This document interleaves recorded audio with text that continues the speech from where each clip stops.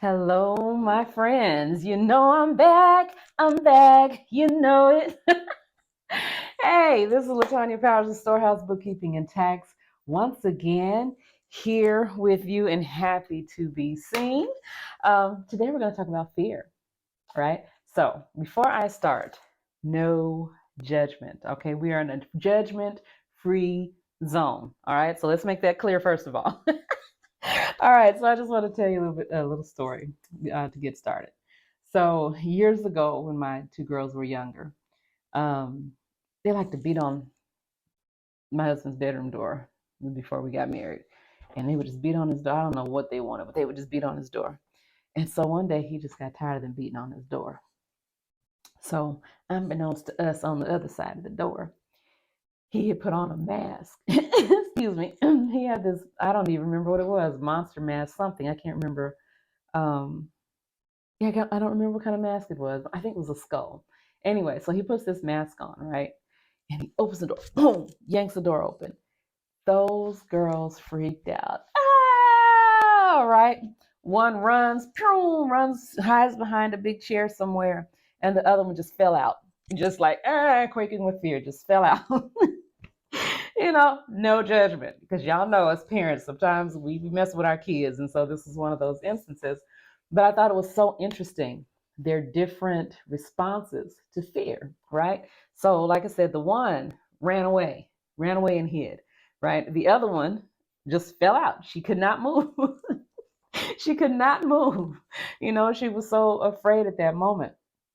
And so, of course, we picked them up and comforted them, and they're fine. They're mentally healthy and stable adults. So, but just a little thing that we did.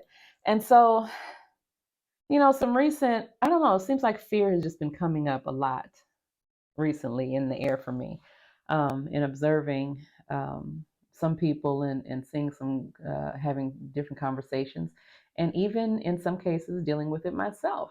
And reading Michelle Obama's book and some of the stories that she was talking about with fear. And so I just wanted to address that today. So fear is very real, right? And it is a thing that we have to deal with as just regular people, as entrepreneurs, as parents, whatever sphere that we're in. Fear comes up and we have to deal with it. And so, one of the things that we want to do is to identify what we're afraid of and whether our fear is valid, and then identify ways that we can deal with that fear effectively, right? And so, some of our common responses to fear when something is threatening us. Let's see, this is verywell.com, and they had fight, flight, freeze, and fawn as four responses to fear. So, fight, obviously, we could punch a monster in the face, or if there's a physical threat, you could react, physically to that. But a non physical response to fear often shows up as anger. That would be a fight response to fear, being angry. Like, I don't even know why I'm angry, but I'm angry, and that would be a response to fear in that fight space. Flight, obviously, we want to get as far away from danger as we can. And physically, that may be running and hiding, like my daughter did, or it could be avoidance and procrastination manifesting as fear, or fear manifesting as avoidance and procrastination. Freeze is like what the other daughter did, is just the inability to take action. You just can't move. Physically for her, she fell out on the floor and she could not move, but sometimes we find ourselves in a space where we cannot make a decision, we cannot take action, and we're just stuck, we're frozen. And that is a fear response. And the last one, I actually had to look up, I wasn't sure what that meant, to fawn. And so they said fawning is a response where the brain decides to try to please who or whatever is triggering that fear response. And this is often a trauma response seen with abuse victims or in abusive situations. And so that may show up on a job if you have, an abusive supervisor or coworker, and you're just trying to get through the day. You know what I'm saying? And you may allow them to say or do things that are not good for you, just to keep the peace, you know. And so I'm sure that show up in different business spaces as well. Just even if you have angry customers, doing something that's not good for your business, to appease them, just to make them go away. Yeah, just trying to do whatever it is that you can to appease whatever is threatening you.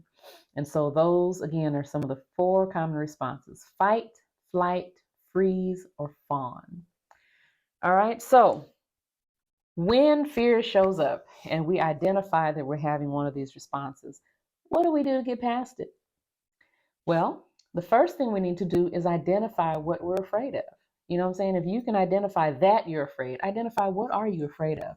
And then determine if your fear is real. Is there a real threat here? Or is this something that you are creating in your mind? And so some of the differences might be, of course, in a physical space. If there's something physically threatening you, yeah, that's a very real fear. But if you are creating something or you're wanting to perform something, I know performance freaks me out. I sing and perform all the time, and I still get up there and like, ah. You know what I'm saying? When we learn to work past it. But anyway, worrying about how people will respond to a thing they have not seen and creating an entire scenario is an imagined fear. That's an example of an imagined fear, right? And so identify whether or not the risk is real or if it's imagined. Then the next thing you want to do is to create an action plan. What happens if the worst happens, right? And so I have a friend of mine just opened up a coffee shop, and we were talking about the mental process that she went through to open this shop. And anytime we take on a business enterprise, we are taking a risk, and there's a lot of investment, physical and monetary, time that goes into these things. And she spent a lot of time and a lot of effort and a lot of money putting this thing together. And it's like, so what if you do this and the people don't come? Then what, right? That's a very real fear. But what she did to work through that fear is she addressed it. She didn't try to ignore it. Sometimes you'll hear people say, ignore it and work past it. Sometimes you can't do that.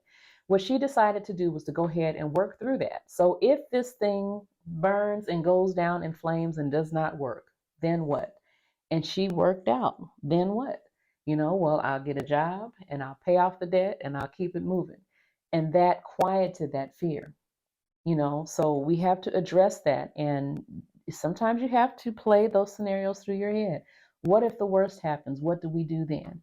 And you create your action plan. And after you've done those things, get to work. If your fear is not a real threat, it's not dangerous to you, you created an action plan, gone through the worst case scenario, go and get to work. And that's when you work past the fear, because now you know that the fear is not a real thing. The voices that are in your head, they're telling you that you're going to fail, or that you're not good enough, or that you're too old, or you're too young, or you're too big, or you're too small. And it's crazy that they'll play both sides of the cards in your own head. You'll play both sides of the card, right? That I'm too this or not enough of the same thing. You can't be both. And that's how you know this is irrational and that we can work through it. So, some of the consequences to not working through it, because sometimes we can allow that fear to continue to paralyze us and not do it, whatever the thing is, because we're afraid. And so, the consequences of not facing that fear can often be missed opportunities, underutilization of your gifts, and the worst of all is regret. Looking back and wondering what would have happened if you had taken that opportunity and not allowed fear to talk you out of it, right? So we don't want that.